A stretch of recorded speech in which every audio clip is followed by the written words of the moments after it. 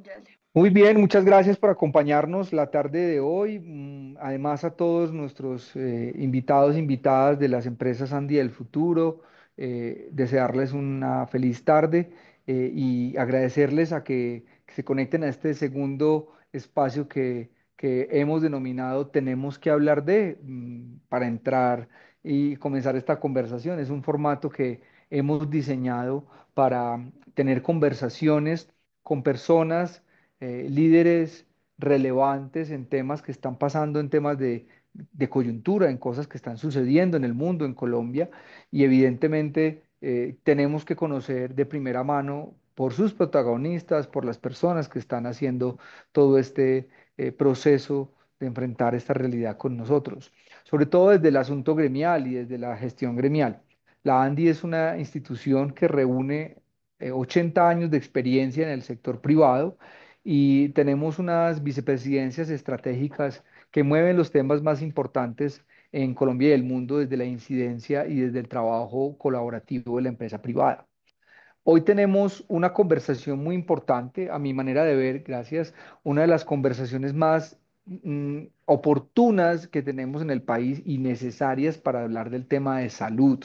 Tenemos como invitado a una de las personas que yo más admiro y de verdad que le he aprendido de temas de salud como un berraco que todos los días además está atendiendo llamadas y reuniones con los temas que más competen al sector en todo Colombia. Me gusta presentarles, me enorgullece presentarles a Anwar Rodríguez, soy vicepresidente de salud de la ANDI. Anwar, voy a leer tu prontuario.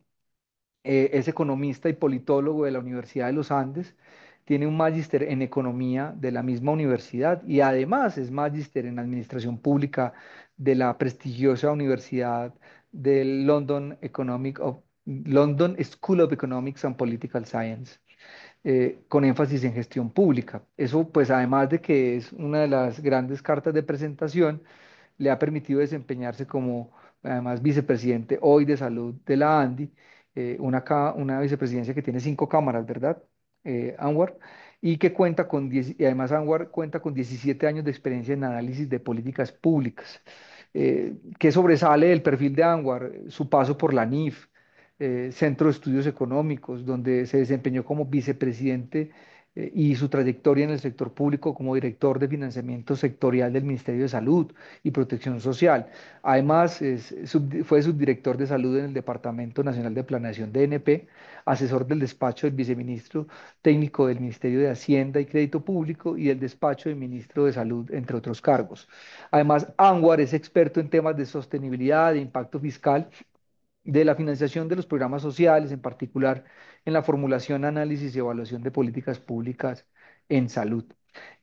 Anwar es hoy el vicepresidente de salud de la ANDI, representa el esfuerzo gremial y el esfuerzo de una cantidad de instituciones respecto a temas como la reforma a la salud y la crisis actual del financiamiento. Y hoy, Anwar, te presento. Además, vamos a tener estas notas y esta conversación en el Tenemos que hablar para que podamos compartir con estas empresas qué está pasando, hacia dónde vamos y cuál es la visión de la ANDI y tu visión respecto a tantos temas de salud que nos embargan, incluyendo la reforma a la salud que cursa en este momento en el Congreso, en manos de el ministro del Interior, un calvario para su aprobación o un camino para su aprobación. Una nota, Anwar. Estas empresas son empresas innovadoras, emprendedoras de todo el país, que tú ya conoces y sabes de teoría, pero también tenemos la oportunidad de escuchar en preguntas o leerlas en el chat. Si ustedes están ingresando, rebautícese nombre y de qué empresa viene para que Anwar y yo los vayamos leyendo y el equipo. Y Anwar preparó para nosotros también una intervención con una presentación, con datos y cifras y oportunidades que tenemos en este sector para nuestra Cámara de Emprendimiento de Aceleración. Anwar, muchas gracias por aceptar esta invitación, hermano, y estamos en tus manos. Gracias, Andrés. Para mí es un gusto acompañarlos. Teníamos pendiente hacer esta sesión con Andrés, la habíamos hablado hace un rato. Y lo primero es resaltar la importancia de hablar de estos temas, pues la salud es uno de los factores o de los aspectos que nos afecta a todos de manera transversal. Entonces, ¿cómo no hablar sobre la reforma al sistema de salud y lo que eso implicaría para todos nosotros como usuarios y pacientes del sistema, familiares de algún paciente, familiares de algún cuidador o cuidadores nosotros mismos de alguno de nuestros pacientes y cuáles son esas perspectivas que estamos viendo, sobre todo en, pues, en este contexto o en esta coyuntura tan movida y tan, ¿cómo decirlo?, de tanta volatilidad e incertidumbre. Entonces, hoy, como dijo Andrés, les traigo una presentación que hace un recorrido desde la parte pues tal vez un breve recuento de dónde veníamos y dónde estamos hoy. Muy breve, es solamente un slide. Luego pasamos a un análisis de la coyuntura del sistema. Luego pasamos a ver cuáles son los efectos de lo que estamos viendo hoy en el sistema, sobre todo en efectos para empresas y pacientes. Y luego pasamos al final a una sección donde miramos, bueno, ¿cuál es el futuro? Tenemos, está una reforma sobre la mesa. Es esa reforma el camino que debe recorrer el sistema de salud. Ahí tenemos unos análisis. Nosotros, y acá me adelanto, creemos que la reforma que ha propuesto el gobierno no es la que resuelve los problemas estructurales del sistema y antes creemos que los agrava. Ya van a ver ustedes por qué. Y finalizamos también con otras alternativas que estamos viendo y ahí esas alternativas, en esas alternativas es que el ecosistema innovador es fundamental porque es quien nos obliga a todos los demás que somos un poco más los tradicionales en el sentido de que hemos crecido y vivido el análisis de las políticas públicas de una manera tradicional, pues nos obligan a pensar por fuera de la caja y a generar esas alternativas y esas soluciones. Entonces, yo voy a empezar, les voy a compartir la presentación. Espérenme, les comparto. Listo. Eh, listo. Ya se ve, pero en pantalla pequeña. Ya la voy a poner en pantalla grande. Carolina, ¿la ves bien? Está perfecta. Y ya ahí la vemos súper bien. Listo, perfecto. Entonces, yo les voy a minimizar las cámaras para que no me distraiga mientras hago la presentación, pero si quieren o si tienen preguntas, no sé, Andrés, ¿las vamos haciendo en el camino o esperamos al final?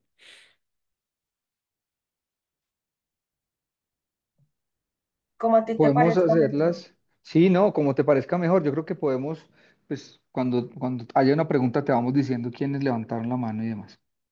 Listo, yo creo que eso nos da un poquito más de dinamismo y ustedes no se aburren de oírme hablar en estos, ¿cuánto nos queda? 45 minutos de el tema de salud. Entonces, si tienen, yo no los veo, por favor, si tienen alguna pregunta o algo, Caro o Andrés, ustedes díganme y ahí le vamos haciendo. Entonces, con eso evacuado, ya les voy a ir presentando y vamos a ir avanzando en el tema. Entonces, tal vez para ubicarnos en la coyuntura en la que estamos, uno tiene que hacer un recuento de dónde venimos. Y uno puede dedicarle toda una charla a analizar cuáles han sido los retos, los avances del sistema de salud en los últimos 30 años.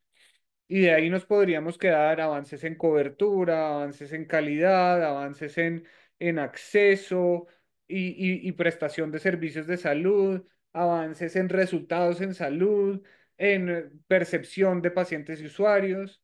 Pero pues digamos que eso tendría un foco sobre todo en el pasado del sistema. Creo que es valioso y es importante porque nos permite entender toda esa construcción social que ha sido el sistema de salud en los últimos 30 años, pero creo que no es el foco de las conversaciones que tenemos que tener ahora, porque tenemos que ubicarnos muy rápido en el hoy, entender muy bien el hoy y sobre eso empezar a trazar la línea de hacia dónde queremos llegar.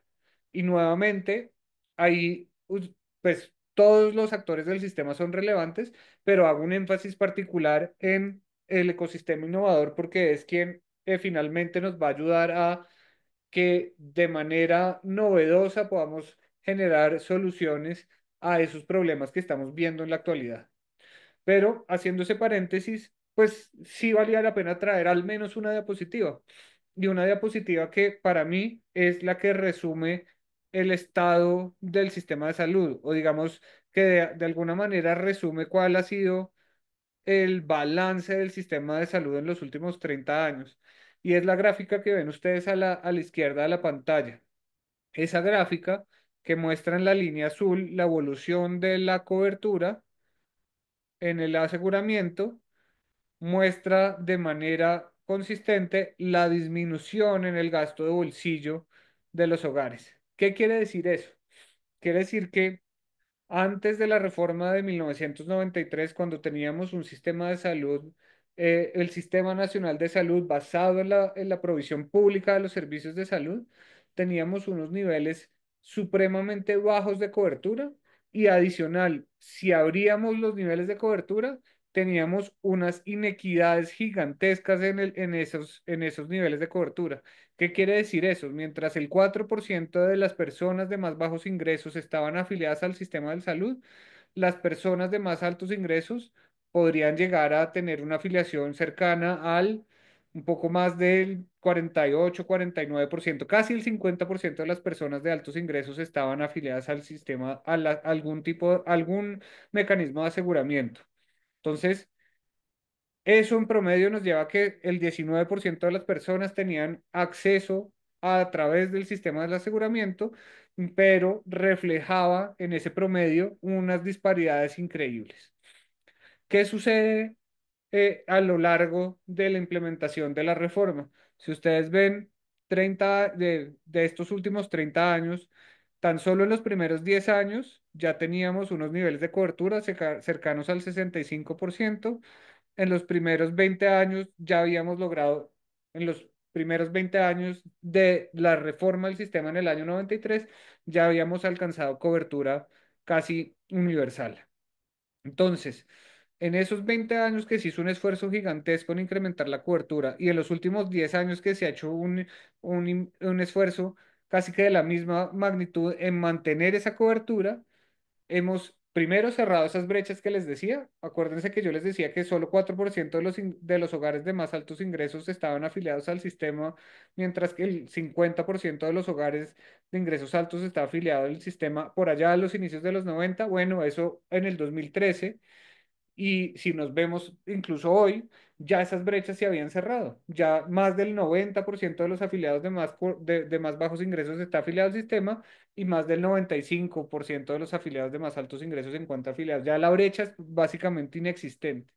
Entonces, eso como primer logro, pero tal vez lo más importante es que de manera paralela a ese incremento en la cobertura y en la equidad dentro del sistema, viene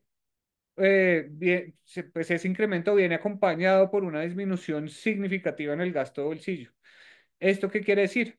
Que cuando antes de la reforma, más o menos la mitad del gasto de bolsillo, la mitad del gasto en salud tenía que ser asumida por el bolsillo de las personas, es decir, no había mecanismo de cobertura que protegiera a los hogares y que en caso de enfermedad ellos tenían que cubrir la mitad de la atención en salud. Eso quiere decir este indicador y esta relación de gasto de bolsillo como porcentaje del gasto total en salud. Cuando hoy ya estamos por una cifra del orden del 14% y se ha mantenido así en los últimos 10 años, hemos llegado a un nivel donde nuestro sistema de salud da cobertura, esa cobertura se traduce en acceso, ese acceso se traduce en servicios que resuelven las necesidades de salud de la población y eso se traduce en una protección financiera a los hogares. Entonces, muy importante que ustedes vean esta gráfica en dos partes. Lo primero, incremento en cobertura. Lo segundo, protección financiera. Para las personas que son críticas del sistema de salud y dicen, oiga, es que no sirve de nada, nuestro sistema puede estar, podemos estar todos asegurados, podemos tener todos carnet de la EPS, pero eso nos sirve de nada. Pues bueno, si eso fuera cierto, este indicador de gasto de bolsillo no sería así de bajo, sino que tendríamos unos altos niveles de cobertura y unos niveles altos de gasto de bolsillo, como sucede en otros países del mundo, donde los sistemas de salud no son resolutivos y donde las personas se ven obligadas a gastar de su propio bolsillo para atender pues, los choques que da en la enfermedad, atender cuando un familiar o uno mismo se enferma, tiene que recurrir a su propio patrimonio, a sus propios ingresos. Entonces, esta gráfica, por eso les digo que es muy poderosa, porque nos resume muy sucintamente y eh, de una manera muy poderosa cuál ha sido la evolución del sistema de salud en los últimos 30 años. Y si, bueno, a eso, ahorita, con los últimos datos de gasto de bolsillo, le hacemos un doble clic a ver cómo se distribuye ese gasto de bolsillo por quintiles de ingreso, ahí podemos ver que en su gran mayoría ese gasto de bolsillo, pues está concentrado primero en en los hogares de más altos ingresos. Acá, cada uno de estos grupos, el quintil uno, quintil 2, quintil 3 representa el 20% de la población y está organizada por población de menores ingresos a mayores ingresos. Lo que quiere decir es que acá en el quintil uno tenemos el 20% de la población de menores ingresos y en el quintil 5 tenemos el 20% de la población de mayores ingresos. Y es ahí donde se concentra el gasto de bolsillo, y eso nos da una indicación de que buena parte de ese gasto de bolsillo lo que busca satisfacer son cosas adicionales a los servicios básicos del sistema de salud, porque en esencia lo básico está cubierto para toda la población, incluso con bajos niveles de gasto de bolsillo. Cuando hay unos niveles altos es porque estamos demandando otros servicios como hotelería y demás relacionados con ya una atención diferente, que son los que cubren sobre todo eh, los planes voluntarios en salud y las pólizas, por decirlo de alguna manera, y el gasto de bolsillo para cubrir y pagar del propio bolsillo, por ejemplo, medicamentos y demás. Entonces creo que esto es muy importante y esto nos da como ese panorama para decir, ojo, el sistema sí venía en un proceso de crecimiento y sí venía en un proceso de consolidación muy importante en los últimos 30 años. Eso se ve reflejado en indicadores de cobertura, pero no es cobertura vacía o cobertura a secas, porque esa cobertura o ese incremento de los niveles de cobertura vino acompañado por una reducción significativa y consistente y permanente del gasto de bolsillo. Si nuestro sistema no estuviera resolviendo de manera oportuna y de manera clara las necesidades de salud de la población, nos veríamos obligados a pagar más de nuestro bolsillo y este indicador hubiera tenido de alguna manera un cierto tipo de comportamiento diferente al que se ve en los datos. Entonces eso como punto de partida es muy importante. Y acá me demoré mucho en esta diapositiva, pero pues voy a agilizar para que ustedes vayan viendo lo demás, pero era muy importante poner ese contexto porque hoy, en la coyuntura en la que estamos hoy, estamos viendo que eso, que de alguna manera se había vuelto un activo social muy importante, tener un sistema de salud que da cobertura y da acceso a los pacientes, se ve afectado y se ve mediado por unos, una coyuntura muy difícil para el sector, una coyuntura donde no hay suficientes recursos para atender las necesidades en salud de la población y donde el flujo de los recursos no es oportuno para irrigar toda la cadena de valor del sistema y llegar a el paciente o el usuario como beneficiario final de esos recursos que se traducen en prestaciones de servicios de salud. Entonces, para eso, muy importante empezar, y esta diapositiva siempre que sale, tal vez uno queda como medio perdido, pero es muy fácil cuando ustedes vean la explicación que les voy a hacer. Acá estamos haciendo casi que un flujograma del sistema de salud, tanto de dónde vienen los recursos, cómo aportamos unas fuentes al sistema, cómo esas fuentes se traducen en usos y cómo esos usos se van irrigando a toda la cadena de valor. Y estamos separando el régimen contributivo al cual estamos afiliados todos los trabajadores formales, bien sea dependientes o independientes, y el régimen subsidiado, donde están las personas que no tienen capacidad de pago y que son vulnerables y de alguna manera reciben subsidios del gobierno para atender su afiliación y en ese sentido poder acceder a los servicios de salud. Entonces, acá hemos identificado dos cosas en este flujograma. La parte superior el régimen contributivo, en la parte inferior el régimen subsidiado. Aparte de este aporte de la nación para financiar el aseguramiento de los afiliados al régimen subsidiado, la ruta es la misma.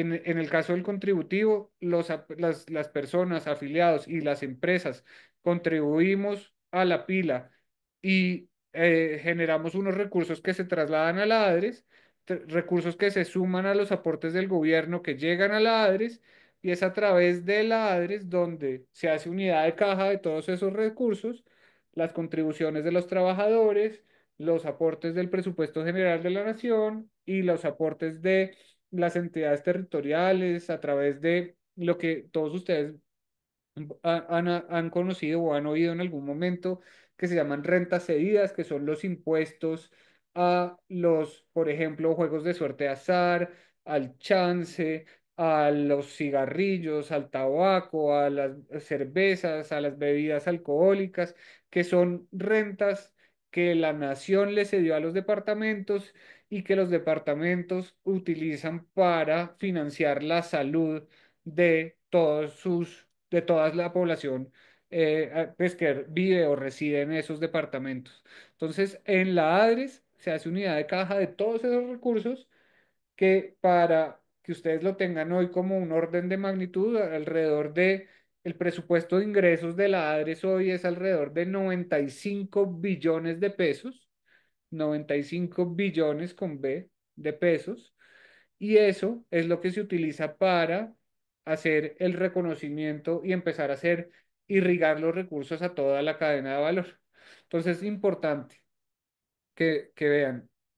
Primero, en esa cadena de valor, como lo dijo Andrés, están representados todos nuestros afiliados. Están representados las EPS, nosotros tenemos una cámara de aseguramiento, están representados las IPS, tenemos una cámara de clínicas y hospitales, y están representados los proveedores. Tenemos tres cámaras de proveedores: cámara de medicamentos, cámara de dispositivos y cámara de gases medicinales. En esa cadena de valor es que está todo el sector privado representado y está ejerciendo un rol para utilizar los recursos que le transfiere el Estado a la EPS en primer lugar, pero que luego la EPS contrata a la IPS y luego la IPS contrata a través de la prestación de servicios a diferentes proveedores de tecnologías, paga a los médicos, paga a las enfermeras, paga todo el talento humano en salud, y eso es lo que en últimas lleva a la prestación de un servicio de salud que se devuelve a los afiliados al sistema de salud. Entonces ahí está todo el flujograma de cuál es esa cadena de valor y cómo es el flujo de los recursos entre los actores del sistema, cuál es esa cadena de pagos que empieza por un reconocimiento de una unidad de pago por capitación, que tal vez todos ustedes la han oído también porque en medios ha sido muy recurrente la conversación alrededor de la UPC. La UPC es básicamente una prima que el Estado reconoce por cada uno de nosotros a la EPS. En promedio, esa prima, y digo en promedio porque el valor varía en función de el sexo de la persona, la edad de la persona y dónde viva la persona, pero en promedio estamos hablando de más o menos 1.500.000 pesos por persona al año.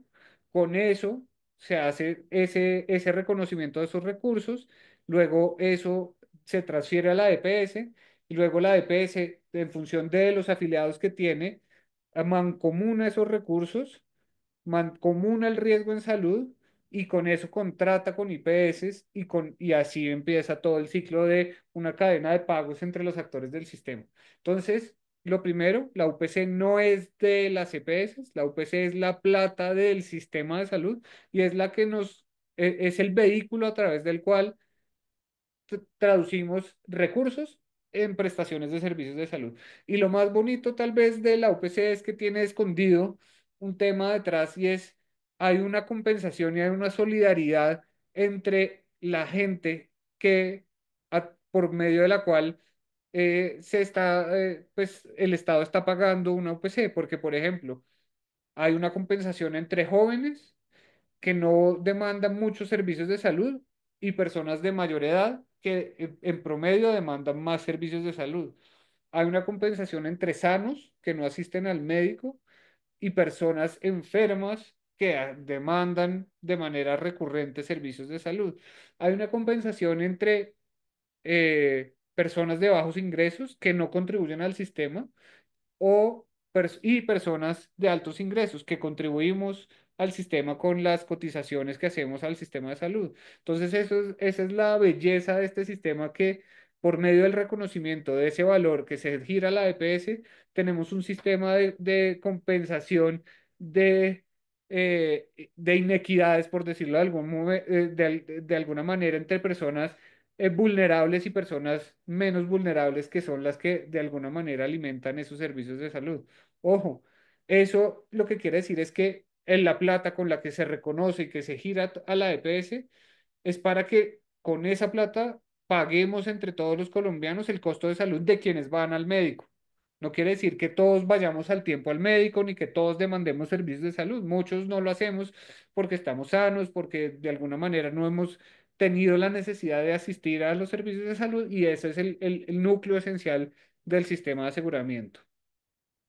Entonces, ¿qué sucede en este ciclo donde ustedes ya vieron que tenemos representación de toda la cadena de valor?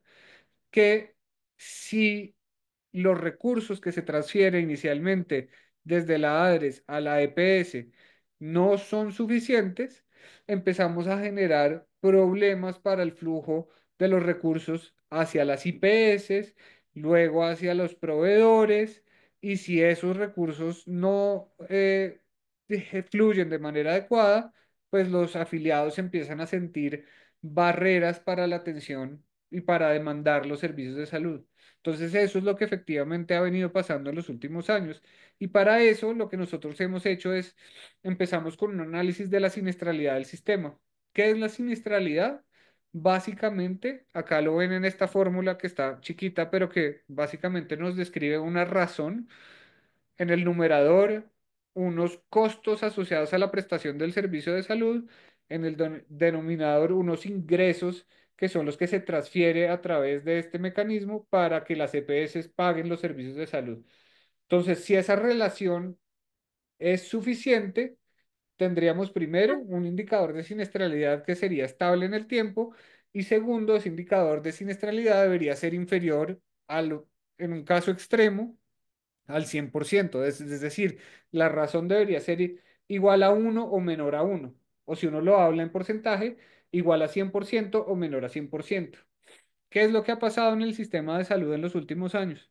Miren que en el periodo prepandemia teníamos, primero teníamos un indicador de siniestralidad que era relativamente estable, alrededor del 95%, y que después de la pandemia estamos viendo que ha habido un crecimiento elevado en el indicador de siniestralidad.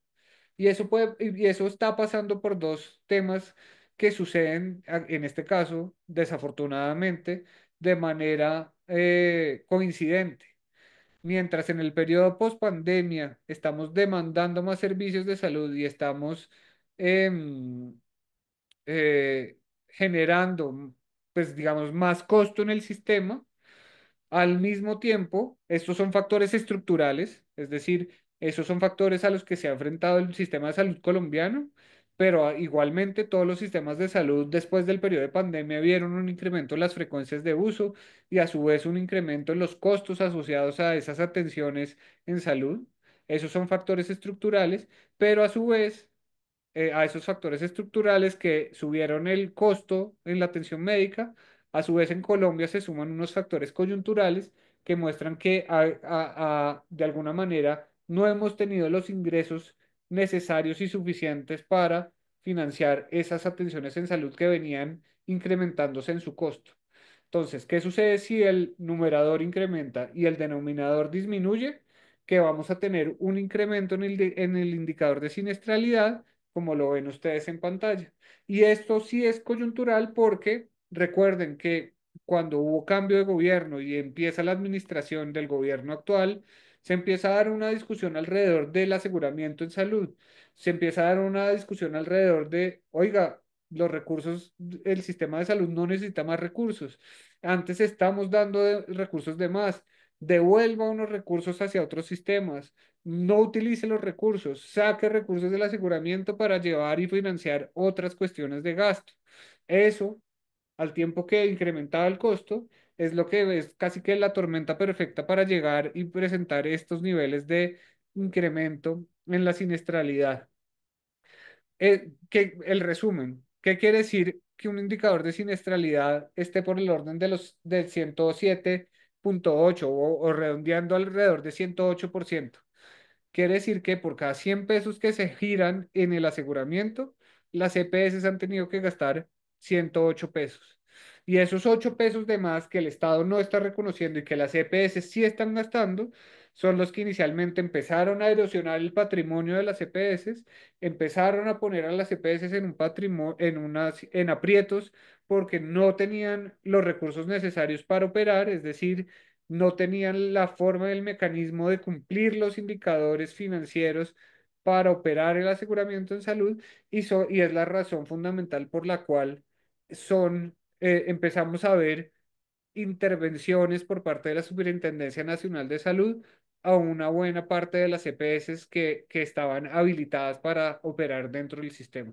Entonces, miren que si uno empieza a identificar causas, consecuencias, cuáles de esas causas son estructurales, cuáles de esas causas son coyunturales, cuáles de esas causas son propias a Colombia o comunes a Colombia y a todos los sistemas de salud y cuáles son propias al sistema de salud colombiano que está enfrentándose a unos aspectos coyunturales, uno empieza a entender toda esta dinámica y toda esta discusión y esta pugnacidad alrededor de la salud de los colombianos.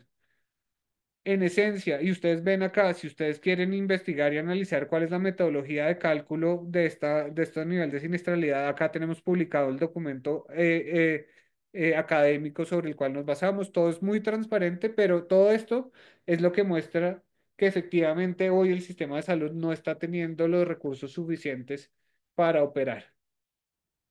¿Cuáles serían los recursos necesarios para tener una operación adecuada dentro del sistema? Bueno, pues nosotros los calculamos con base, si esos niveles de siniestralidad que van creciendo en el periodo post-pandemia los comparamos con el nivel de recursos que sería necesario para atender las necesidades de salud en cada momento del tiempo, uno puede identificar cuál es el faltante de cada periodo. Es decir, para el año 2021, 2,2 billones, para el año 2022, 4,1 billones, para el 23, 4,9, para el 24, 6,5, así en adelante.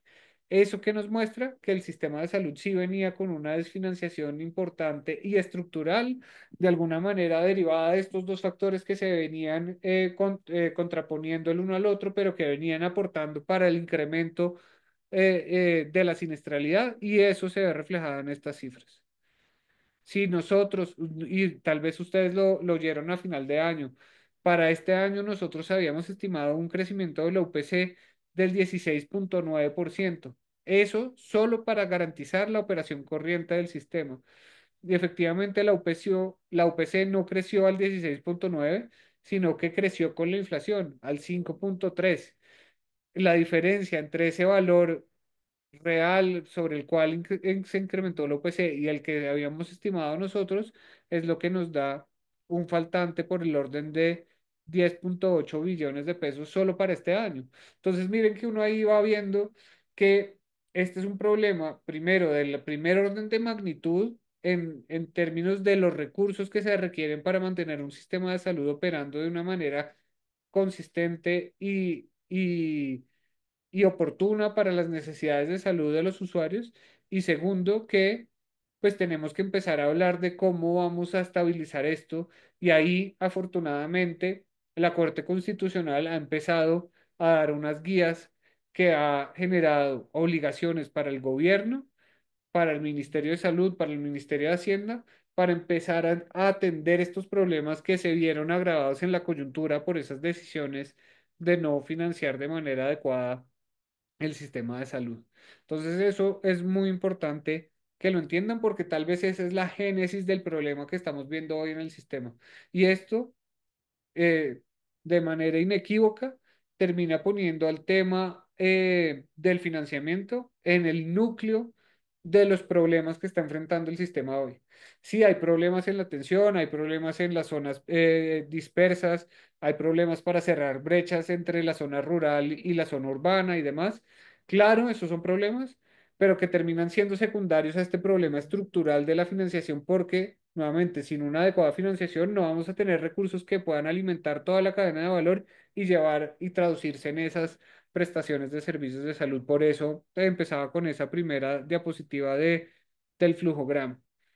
Adicionalmente a los temas de suficiencia del OPC, ustedes también han visto que en medios ha habido mucha conversación frente a los presupuestos máximos. Los presupuestos máximos son un mecanismo que se utiliza para pagar los servicios y tecnologías, sobre todo aquellos de alto costo, sobre todo aquellos relacionados con servicios sociales complementarios como el transporte especializado para algunos pacientes crónicos que requieren un servicio de transporte para desplazarse de su casa al lugar de la prestación del servicio de salud, o por ejemplo, pañales para personas que necesitan en el medio de su patología tener un mecanismo para protegerlos frente a pues, sus necesidades más básicas, cosas de ese estilo, y que en el sistema de salud nuestro, que ha sido supremamente garantista, se financian alrededor de este otro mecanismo de financiación que son los presupuestos máximos.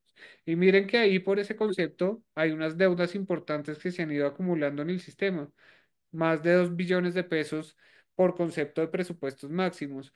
Otro, unos rezagos de la pandemia que venían asociados a pruebas COVID, casi 350.000 millones. Otro, asociado a los accidentes de tránsito y la cobertura que tiene que hacer la ADRES frente a esos accidentes en marco del SOAT. Ahí ya hay otro casi 1,3 billones. Para los migrantes, Colombia fue un país muy abierto en recibir a la población migrante y en ese sentido en darle mecanismos para atender sus necesidades de salud. Bueno, pues eso ha generado una deuda que se ha ido acumulando en el sistema.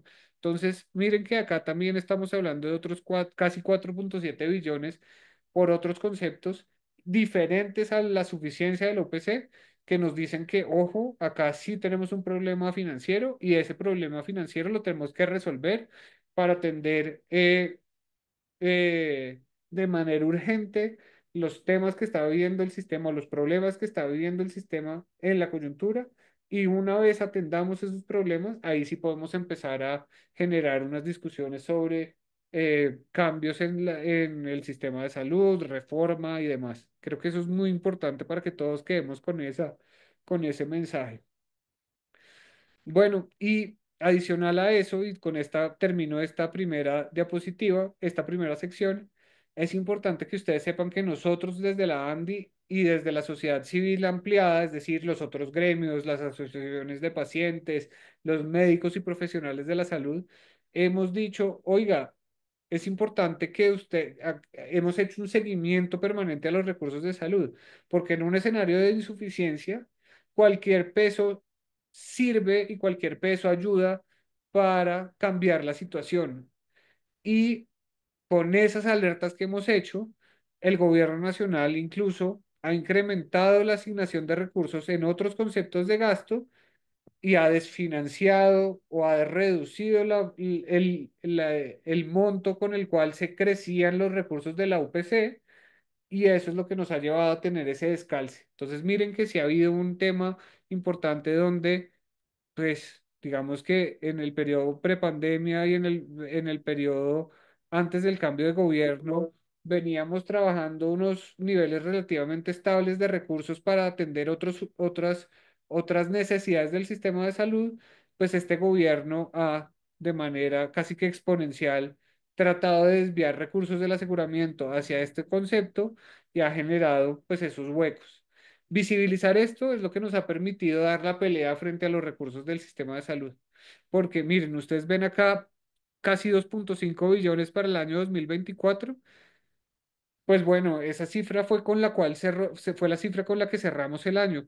Pero inicialmente el gobierno había tratado de apropiarse casi de 5 billones, el doble, y por la presión social y por la visibilidad que tuvimos y por haberle mostrado esto a la Corte Constitucional, a los congresistas, a los entes de control, logramos reducir esa apropiación y logramos recuperar 2,5 billones para el aseguramiento, que esos fueron los que se usaron de alguna manera para garantizar un cierre financiero o al menos un flujo en el componente de UPC el año pasado, independientemente de las discusiones de suficiencia. Entonces eso es muy importante porque ahí es donde tenemos que estar supremamente claros frente a nuestra labor de vigilancia frente a lo que está planteando el gobierno nacional. Ahora, ¿cuáles son las consecuencias de la desfinanciación del sistema? Y por eso les decía, es importante entender que esto termina siendo tal vez el núcleo de los problemas del sistema, porque una de las principales consecuencias es que pues esta situación de desfinanciación tiene un efecto muy pronunciado en las EPS. Ya todos lo vimos acá, no lo incluí porque ya todos sabemos cuál es la situación de las EPS.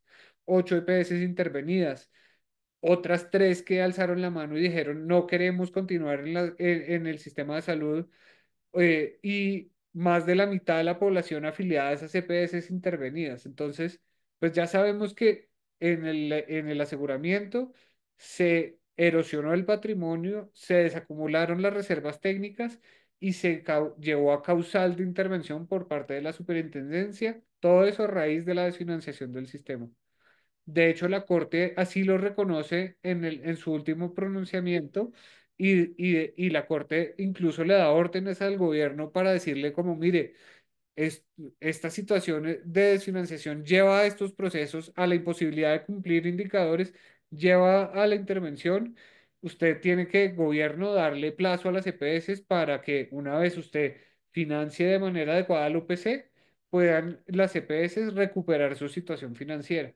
Eso es muy importante y muy poderoso porque de alguna manera es el paso que nos faltaba para entender por qué el problema, para que la Corte entendiera por qué el problema de financiamiento se traducía en un problema de acceso y de goce al derecho fundamental, del goce efectivo del derecho fundamental a la salud.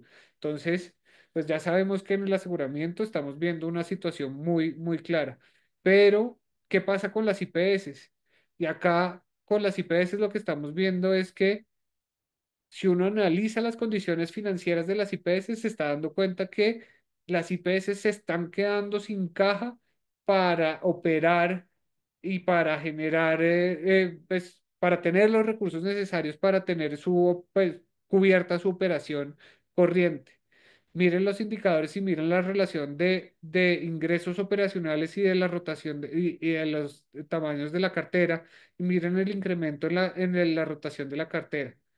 Miren también el incremento en que la forma en que las EPS se han empezado a apalancar con sus proveedores, las IPS, perdón. Eso muestra que efectivamente ha habido un problema de flujo de recursos que ya está afectando a las IPS. Y lo que nosotros quisimos ver era bueno, pues, ¿qué sucede si ese flujo de caja se afecta y eso lleva a que se empeoren las condiciones de salud, las condiciones de financiamiento? Eso lleva a que se empeore la calidad de la cartera y eso lleva a que financieramente lleguemos a un punto donde la caja para operar dentro del sistema de salud se acaba y no tenemos suficientes recursos. Entonces, nuestra proyección era que el año 2024 iba a cerrar con una rotación de cartera de 181 días. Acuérdense que estábamos partiendo de 151, que era el indicador de la diapositiva anterior. Estamos estimando que este año, el 24, finalizó con 181 y que si ese indicador alcanza los 198 días, ya ahí empezamos a tener problemas de caja para la operación del sistema. Ya ahí se acaba la caja y ya ahí vamos a tener ese que hemos denominado punto de inflexión para los prestadores dentro del sistema de salud. Entonces eso es muy importante que lo tengamos presente porque de alguna manera, en la medida en que se va deteriorando la rotación de cartera, miren, si partimos en 150 días, 160, 170 y llegamos a 198, ya las IPS no tendrían esa capacidad o ese músculo financiero para apalancar la operación dentro del sistema y ya ahí estaríamos generando una afectación directa a pacientes y usuarios, cosa que ya incluso estamos empezando a ver, porque miren que la caja se ha venido acabando y miren que en la manera en que se ha ido acabando la caja, pues también hemos ido reportando un incremento en los indicadores de PQRs en todos los periodos a los cuales hemos hecho seguimiento. En este caso, en la evolución de los PQRs mes a mes a lo largo del último año ha sido impresionante. Acá estoy graficando todo el año 2024, que son las barritas verdes, con respecto al mismo mes de diferentes periodos, periodos pasados, y miren cómo ha venido incrementándose de manera clara el nivel de quejas de los pacientes y usuarios dentro del sistema. Un incremento del 22% de las PQRs es algo impresionante, más de 1.700.000 quejas en todo el año. Y eso nuevamente muestra que esa desfinanciación tiene unas causas y unas consecuencias que acá estamos viendo las principales consecuencias. Causas asociadas a la desfinanciación, consecuencias asociadas a la afectación de los actores dentro de la cadena de valor y la afectación de los pacientes como receptores finales de ese servicio de salud. Miren que si uno lo desagrega no por mes, sino comparando el último periodo de tiempo, cuáles han sido los principales dolores de pacientes: falta de oportunidad en las citas, falta de oportunidad en la atención, falta de oportunidad en la entrega de medicamentos, cosas que son básicas para garantizar, para darle bienestar a los hogares que tienen alguna persona, pues algún paciente que requiere los servicios de salud. Entonces eso, pues es supremamente importante y relevante. Entonces, entendimos, ya vimos cuál era, de dónde venía el sistema, ya vimos cuáles son las causas del problema de hoy, algunas estructurales, otras coyunturales. Ya vimos cuáles son las consecuencias en los actores del sistema y las consecuencias para pacientes y usuarios. Ahora pensemos si en ese escenario, cuáles son los pasos a seguir y cuáles son los caminos que podemos recorrer para llegar a a salvar el sistema de salud o a profundizar esos males que está viviendo el sistema de salud. Entonces, lo primero, tenemos que resolver los problemas financieros de corto plazo del sistema. De ahí la buena noticia es que la Corte Constitucional, como les decía, ya nos ha dado un plan de acción y un camino para avanzar en ese sentido.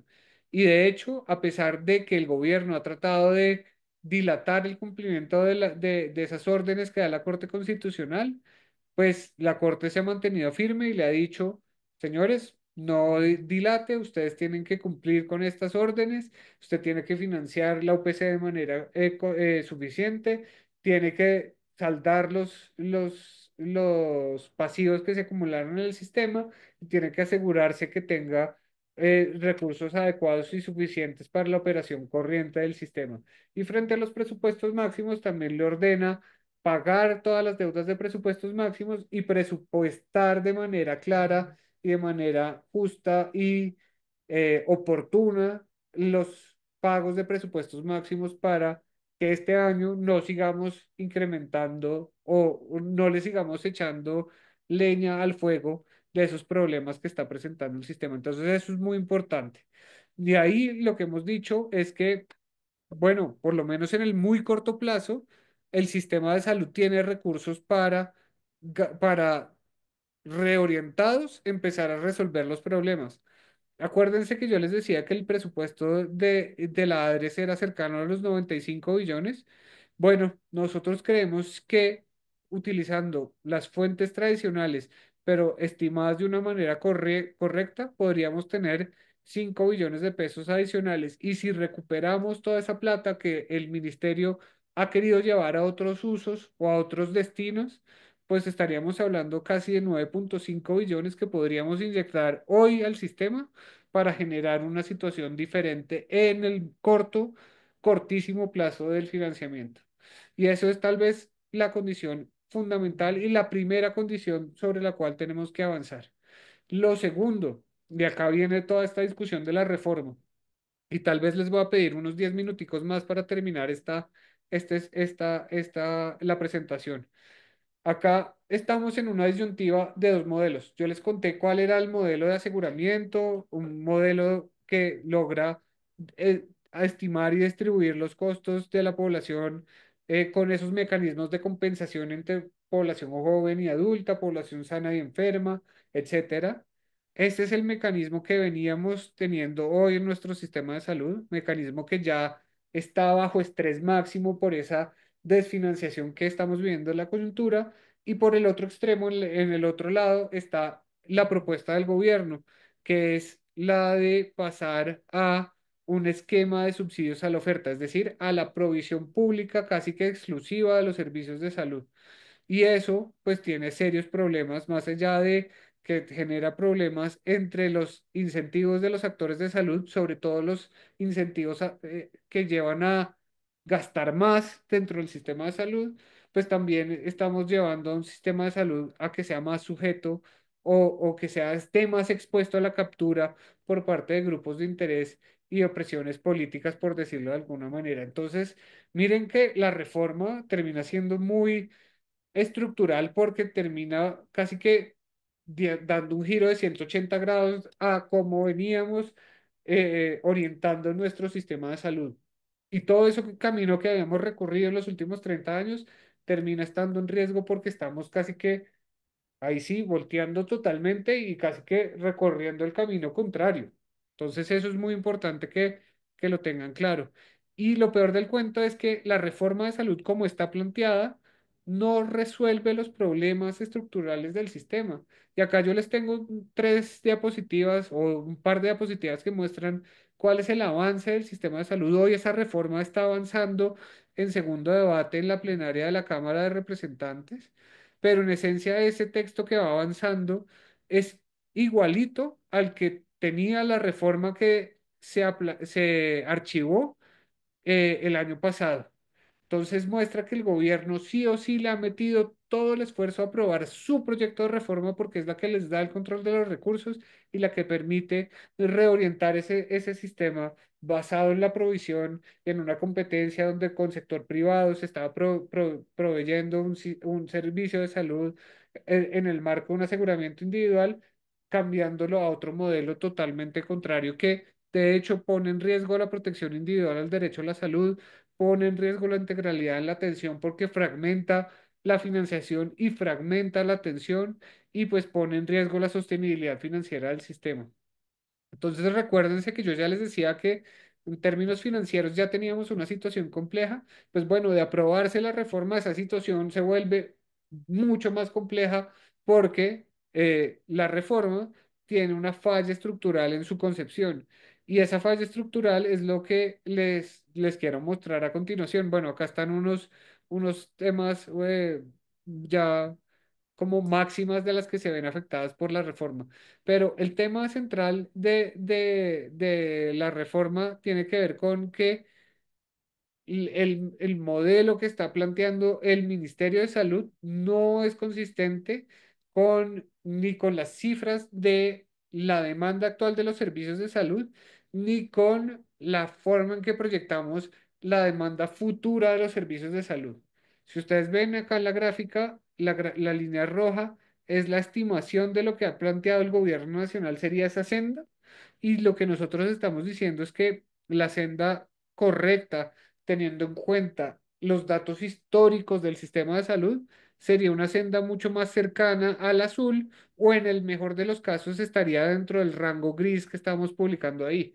Entonces, eso de entrada pone una alerta gigantesca, porque sobre todo en el gasto de mediana y alta complejidad, que es el que no ha priorizado el gobierno, es donde vamos a ver mayores diferencias en las proyecciones de gasto y es donde vamos a empezar a ver problemas en la financiación. Porque lo que quiere hacer el gobierno es financiar de primera intención o de primera mano la atención primaria en salud, financiar la infraestructura pública y luego de manera residual financiar la atención a los pacientes que requieren, por ejemplo, a los pacientes crónicos o aquellos que son pacientes que requieren servicios de mediana y alta complejidad.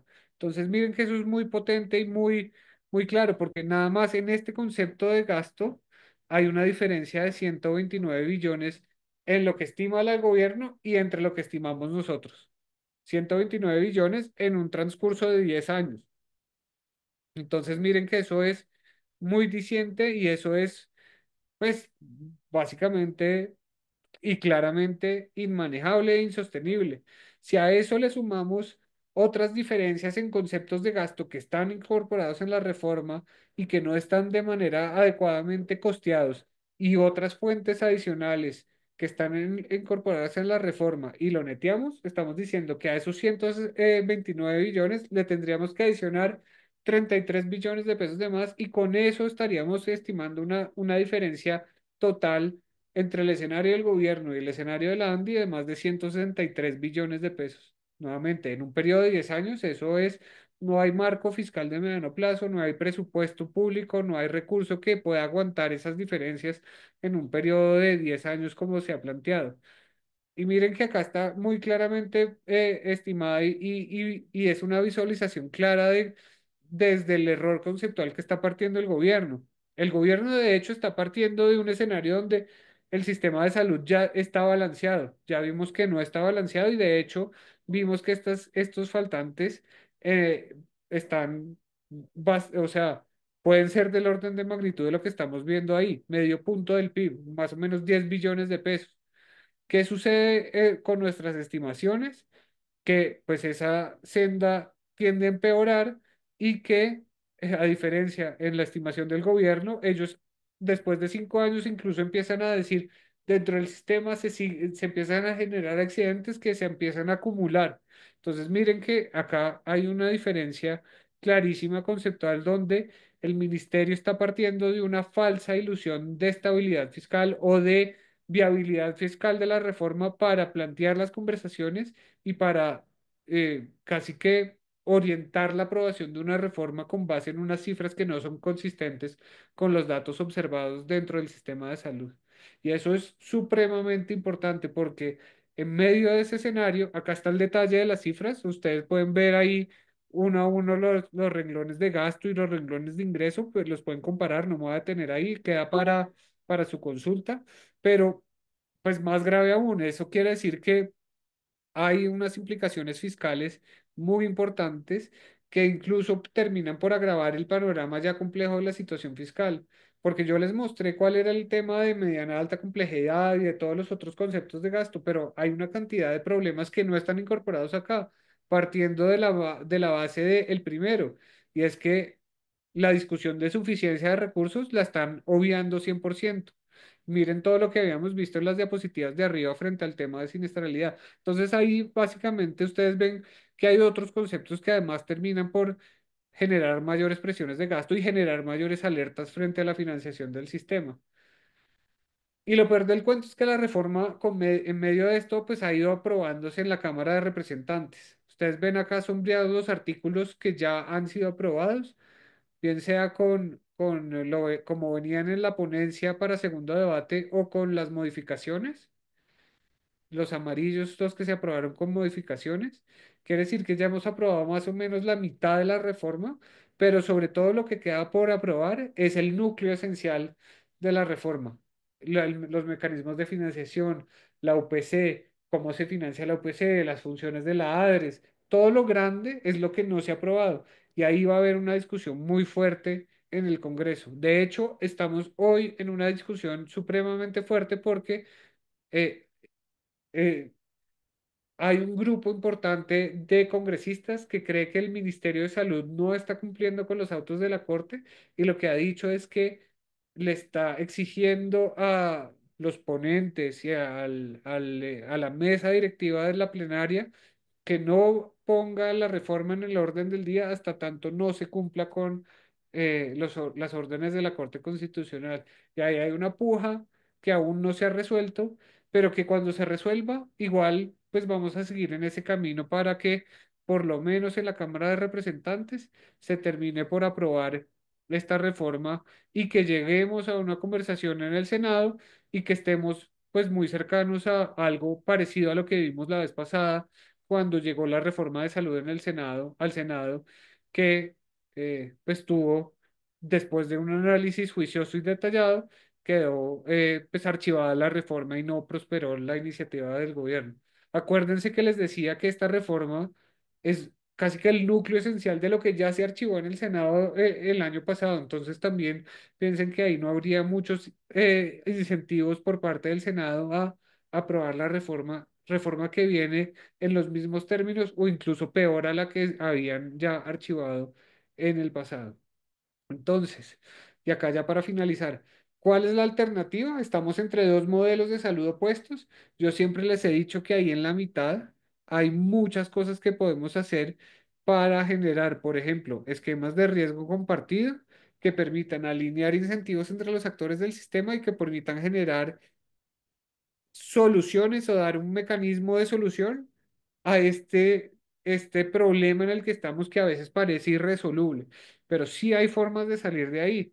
Hay cosas que podemos tomar del mundo de los seguros, del aseguramiento, como los reaseguros, los mecanismos de stop loss, los corredores de riesgo, los ajustes de riesgo basados en condiciones de salud, los ajustes de riesgo basados en resultados en salud. Hay muchas cosas que se pueden hacer. Hay otras cosas relacionadas con la contratación que se pueden implementar para generar eficiencia e innovación. Hay mecanismos que se pueden utilizar para negociar la entrada de nuevas tecnologías en el sistema de manera sostenible. Todo eso se puede hacer, pero si desviamos la atención de la conversación que se ha centrado en una reforma donde cambiamos el modelo hacia un modelo donde la totalidad del riesgo lo asume el Estado. Eso no le da salida. Ya sabemos que esa alternativa no es viable. Entonces, eso es el llamado que estamos haciendo nosotros en la ANDI. Eso lo hemos planteado de manera clara y transversal en ante todos los actores del sistema. Ustedes como innovadores juegan un rol fundamental. Entonces, ahora, ya para finalizar, y lo último, y acá también hay una oportunidad muy grande. Tenemos que utilizar la complementariedad del seguro obligatorio, lo que hacemos y financiamos a través de la UPC, con los otros mecanismos de aseguramiento como los seguros privados para resolver los problemas de salud. Acuérdense que yo les decía que el gasto en seguros, el gasto de bolsillo, que es el gasto que no está cubierto por seguros de salud, que es sobre todo, por ejemplo, el gasto en medicamentos y demás cosas que no está cubierto por ningún tipo de seguro, eh, pues venía estando estable, pues hay unos espacios para mirar cómo podemos generar coberturas diferenciales en estos mecanismos de seguro para darle acceso a hogares, sobre todo a hogares vulnerables y de clase media, de una manera directa y de manera innovadora y diferencial a hogares que están en pobreza. Eso porque miren que esos son justamente los segmentos de la población que menor acceso tienen a programas de seguros voluntarios y es lo que de alguna manera pues estamos llamados a llenar ese vacío y ese hueco desde el sector privado de manera innovadora, generando coberturas nuevas y novedosas y tratando de proteger de una manera diferencial a los diferentes grupos de la población con énfasis en los más vulnerables porque son los que están quedando más expuestos por pues, las fallas que está presentando hoy el sistema de salud. Entonces, ahí les hice todo ese recuento, muy largo, pero muy completo de dónde estamos, de dónde venimos, dónde estamos, cuál es la realidad de la coyuntura de financiamiento, cuáles son las afectaciones que estamos viendo en el sistema y cuáles son esos caminos que podemos recorrer. Pero sobre todo quiero cerrar con ese mensaje de de que hay alternativas que las tenemos que explorar y que desde la innovación en esas alternativas que podamos incorporar en el modelo actual de aseguramiento, podemos darle una viabilidad al sistema de salud que nos dé, primero, más confianza entre los actores, segundo, al tener más confianza, retorne esa vocación de permanencia entre los actores del sistema y tercero, pues podamos resolver las fallas del sistema en el corto plazo y tener una perspectiva de futuro en el mediano y largo plazo. Entonces yo ya con eso termino. Muchas gracias, Andrés, Carolina, Valentina, Querido equipo. Anwar, muchas gracias por tu tiempo. Mira, a ver si te damos espacio ahí para que te refresques la voz. Estas conversaciones son relevantes para nosotros porque, ya bien lo mencionaste, en un escenario del futuro inmediato y de mediano plazo, cuando uno empieza a hacer prospectiva con el escenario como lo tenemos en la mesa, empezamos a hacer cálculos de cómo salvar el sistema, de cómo el gobierno va a buscar su reforma por uno u otro medio, o de cómo se van a efectuar los cambios necesarios. varias conclusiones importantes que recoger de esta conversación para que se animen a una última pregunta y es, la primera es como tenemos un rol dentro de esto. El rol es la innovación y el desarrollo de emprendimientos innovadores de alto impacto no está exenta de hacer un aporte determinante a la solución de este problema o del problema desde el financiamiento hasta la operación, pasando por muchos aspectos. Lo otro es que es urgente que este sistema y que esta conversación se dé en todos los espacios posibles. Por eso les vamos a hacer llegar documentos, comentarios, resúmenes para que ustedes agarren de ahí y fortalezcan los argumentos y también hagan sus aportes en esa conversación infinita que se da alrededor de este tema. Lo tercero es que, Anwar, entiendo que pronto está la reforma en lista de discusión en el Senado eh, para su aprobación o desaprobación. También entendemos que hay unas probabilidades que han reducido su capacidad de ser aprobada en el corto plazo. Entonces es muy probable que también la Corte y los congresistas y las bancadas estén en este preciso momento discutiendo los alcances de la reforma a la salud y que como bien lo mostró Anwar en una de sus diapositivas, pues la reforma es una conclusión que me parece lapidaria, es una táctica ineficiente que no cubre las, las causas de los problemas y de los retos que tiene el sistema de salud en Colombia y que si es aprobada como la conocemos, tampoco solucionaría los problemas de fondo que nos tienen como estamos hoy, extrañando un sistema que no sabíamos que era y que quizás no reconocíamos que funcionaba y estaba funcionando. Así que eso lo diré. Anwar, también decir, pues voy a chiviar, vamos a tener vamos muy probablemente, vamos a decir eso, una rueda de negocios innovadores, de conexiones innovadoras en el Foro para la Salud, el foro más, uno de los foros más importantes y eventos de la ANDI este año, que es en.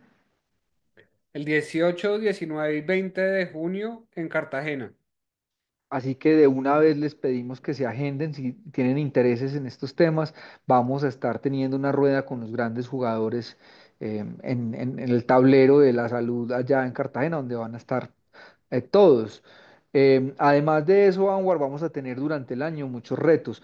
Gracias a la gestión de Anwar y el equipo, vamos a tener a AstraZeneca como nuevo corporativo de la Cámara, lo que quiere decir que hay más intereses en llevar los temas de salud desde los territorios, desde la innovación, desde las grandes empresas, para que no se, pues, se vinculen y nos vinculemos a proyectos que tienen que ver con esto desde nuestro quehacer.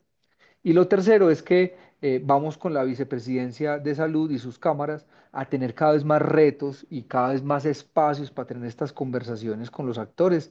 Así que los vamos a estar invitando a que participen y se postulen. No sé si dije, se me faltó algo, Anwar, de nuestras listas de deseos. No, muy bien. Yo creo que eso está muy claro y muy bien. Gracias por la información, Andrés. Yo tal vez cerraría con esto y les voy a mostrar para que usted, yo ya le mandé unos documentos a Andrés que él les va a compartir. Voy a tal vez mostrarles otro espacio por donde ustedes pueden acceder a información de la que estamos produciendo todo el tiempo desde la vicepresidencia de las cámaras de la salud. Entonces, en la página de la ANDI, en los servicios transversales hay un componente de salud. Ahí estamos colgando información. Tenemos un tablero sectorial, que es un tablero donde damos información de los principales variables del sistema. Miren, hay diferentes dimensiones sobre las cuales ustedes pueden consultar. eh, y cosas relacionadas, pero sobre todo esta pestaña de publicaciones, ahí es donde hemos ido publicando nuestros documentos, documentos que se han enviado a la Corte Constitucional, que han sido insumos para las discusiones con congresistas y demás, y todo eso es lo que estamos produciendo para, pues, dar una defensa adecuada del sistema de salud, proponer los ajustes necesarios que requiere el sistema de salud y empezar a generar esa viabilidad dentro del sistema que se ha visto amenazada por, pues, lo que les contaba, estos efectos estructurales y coyunturales que se están em, traduciendo en esta tormenta perfecta por la cual estamos atravesando. pero pues nuevamente con optimismo frente a la forma en que podamos asumir estos retos, tenemos el conocimiento y la forma de aportar de manera oportuna y decidida para la construcción de esas soluciones y pues nuevamente la visión y oportunidad de pensar por fuera de la caja que ustedes nos den, súper bienvenida. Total, total. Todos tenemos ahí un trabajo que hacer desde lo gremial. A ustedes que hacen parte de Empresas Andy del Futuro y empresas de nuestra Cámara, estamos listos para representarlos en estos temas. La labor del gremio es específicamente la que acaba de decir Anwar, y es llevar esta información, plantear unas posturas y determinar unas líneas de trabajo para que pues, podamos trabajar con el gobierno. Si el gobierno le va bien, a todos nos va bien, pero qué bueno que el gobierno acopiara todos estos comentarios también y se vieran reflejados en una reforma incluyente, mucho más abierta, mucho más profunda y con unas cosas que de verdad le generen cambios a los pacientes, que al final del día, miren ese tamaño de OKRs que hay, digo OKRs no, de PQRs que hay, y cómo ha aumentado la siniestralidad. Así que nada, agradecerte, Anwar, por este espacio. Sabemos que como vicepresidente de salud de la ANDI tienes mucho camello, muchas cosas que hacer. Vamos a seguir en contacto contigo y todas las cámaras de la salud para hacer retos, para llevar a cabo cosas en conjunto y mandarte un abrazo desde esta comunidad, hermano, que está súper activa siempre para colaborar. Muchas gracias, Andrés, y a todos. Nuevamente, este es el primer punto de contacto. Yo estoy totalmente dispuesto a hablar con ustedes, con Andrés, con el equipo. Nuevamente queremos que sean jugadores muy importantes y estén en el foro de la salud, que puedan brindar su experiencia y la forma novedosa para resolver estos problemas. Entonces estaremos en contacto permanente. Muchas gracias. Y les Recuerden que tienen entradas al Foro de la Salud a menor precio que para cualquier otra persona del mundo. Eso es cierto, eso es cierto. Las empresas Andy del futuro tienen un beneficio para acceder al foro de la salud. Totalmente de acuerdo. No se dejen coger la tarde. Bueno, muy bien. Yo Bueno, lo dejo. Voy a mi próxima reunión. Un abrazo. chao, Juanma, nos vemos. Chao a todos, muchas gracias a todos y